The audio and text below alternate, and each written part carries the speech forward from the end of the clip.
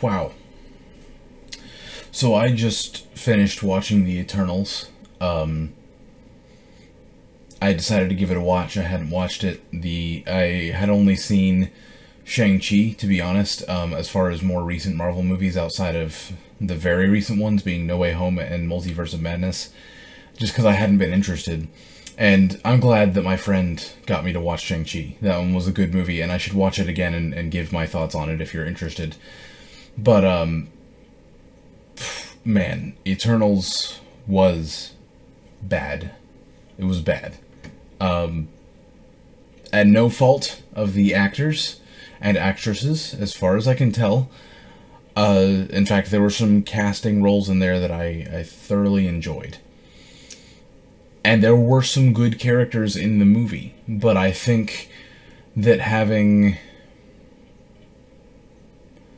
like 8 or 9 main characters during a movie is not something that should be done when you're talking about an introduction movie. Now, I kind of have to go back on that statement because you look at a movie like Ocean's 11, that movie does it really well, and I think I should do a comparison between the two at some point simply because of character writing and character buildup, because that movie does an incredible job. It really, really does. But I think that Eternals really struggles with its character development at times. There are some characters who really confuse me about their motivations, about what they want to do.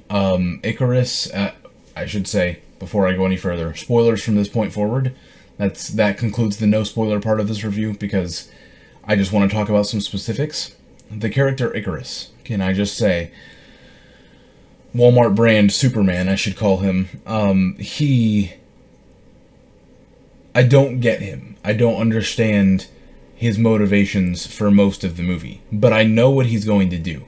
From before I even knew that Circe was going to be the main character of this movie, I knew that Icarus was going to betray the good guys. I knew that from the beginning. It was very clear as day to me. With the way his character was written, those were the only vibes I was getting off of his character, actually, because outside of that, he was like an emotionless brick. Again, no fault to the actor, but that's when I'm saying I don't understand Icarus's character, that's why. Because outside of his motivation to stay loyal to the Celestials and clearly in the know about what's actually going on through all of the scenes, the way they frame the cinematography and everything makes it very predictable, and I don't necessarily have a problem with that. Like, if they want you to know what's going on, people who clue in on that kind of stuff, if they want those people to know what's going on, then fine. That there's nothing wrong with that. But it almost feels like they were pushing for that to be his character. That to be his purpose in the movie. His one and only purpose was to be the betrayer. I just don't understand why for the first half of the movie he's an emotionless brick. And then he kills himself at the end? Like, I get it, he's guilty, but what lesson is to be taken from that? I mean, not that everything has to have a lesson taken from it, but that's just the first place that my mind goes to is, really?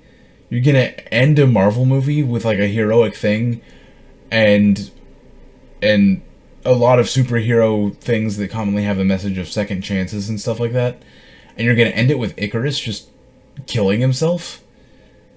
Because he can't accept what he's done. I mean, he played the middle ground, but at the end of the movie, he clearly played the middle ground. He couldn't live with killing a Celestial or killing his friends and stopping them from killing a Celestial. And there's actually, I think, towards the second half of the movie, there's some interesting moral storytelling there of just his personal battle on the inside of loyalty versus caring about certain people and stuff like that. Well, I guess I can't say people because they're not people, but you get what I mean. There's an interesting moral dilemma for him personally that goes on there, but it's like that's the only reason why his character exists was for that moral dilemma, because before it existed, before it was presented to the audience, he's just an emotionless brick unless he's saying that Circe is pretty. I know that that's a bit harsh, but that's just how I see. For one of the more important and prominent characters, I don't know what they were trying to show with that whole thing. I don't know what the point of Icarus was. You know, he made mistakes, and he couldn't live with them, clearly. So he just committed suicide. From a storytelling standpoint, I don't know why did they make him do that? Besides, because his name is Icarus and they wanted him to fly into the sun. I don't know. I'll have to think about it some more. Maybe I can extrapolate something from that, what feels like a clusterfuck of writing there, that the character of Icarus is. But I'll try and get something from it. I'm not going to go into analyzing every character in this video. I just wanted to talk about Icarus, I guess, because he's just so extraordinarily bad throughout the movie. Again, nothing against the actor. I have to say, Festus, I think they take out the A of all the names for some reason. Festus, I loved his character, absolutely loved his character, and I don't know the character's name, which is a bit of a problem. Gotta say, it's another problem if you are watching a movie and you can't even remember the main character's name after you plural main characters, names after you watch the movie. That's kind of a bad sign, I think. But Walmart brand Flash, I should say, basically equivalent to the Walmart brand Superman that I made that joke earlier. I really liked her character, and I like her as an actress overall. I think I've seen her before in The Walking Dead. I think she's great in The Walking Dead. I think she had a much worse script in this movie than she did in The Walking Dead. Okay, maybe not much worse, but saying that she had a worse script than she did in The Walking Dead is saying something, because that season that she was in of The Walking Dead was rough. But that actress really does make work with what she can. Can I just interject real quick to say that I don't think her script was actually that bad in this movie? I'm just being a bit harsh on it because coming right off the heels of the movie, I was extremely underwhelmed with the entire thing, but I think that her script was actually one of the better ones, and she also performed very well with it, so that's why I prefer her as one of my favorite characters in the movie, and I just wanted to clarify that. I don't think the script is actually as awful as I'm making it seem here. From what I've seen of her work so far, I really like it, and I appreciate what she did with the role in Eternals. Consistently, through the entire movie, I think she made that character entertaining, even when the script was awful, and nothing interesting was happening on screen. She, along with Festus's actor, the two of them, and another one that I can't pull off the top of my mind, the character name, but there were a few characters he looks like the second most powerful. He shoots energy balls. Another actor that I like in the list of this movie. The acting made the only entertainment value of this movie. I think that the characters in many areas were written pretty poorly. Not in all areas, but I think in many areas they were written pretty poorly, or at least as a cohesive unit they weren't written well, even if the individual characters were decent.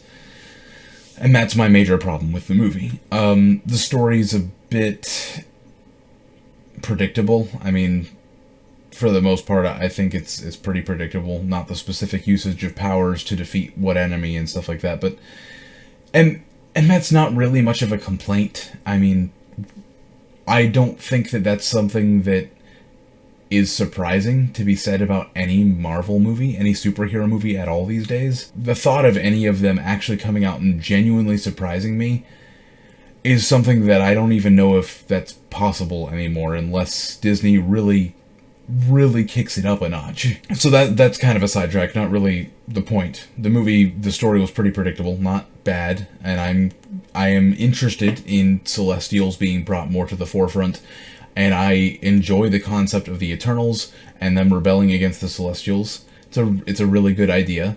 I just don't think it was executed well, especially with the script writing. I just don't think it was. The movie had some really cool set pieces, I'll give it that. It really did. I don't think it's an awful movie overall. I just think that there's a lot of issues with it, and it did not leave me wanting to watch it again. I actually almost stopped watching it 30 minutes in because I was so bored. It took almost 30 minutes for me to actually become invested in anything in the movie, and even then it wasn't much.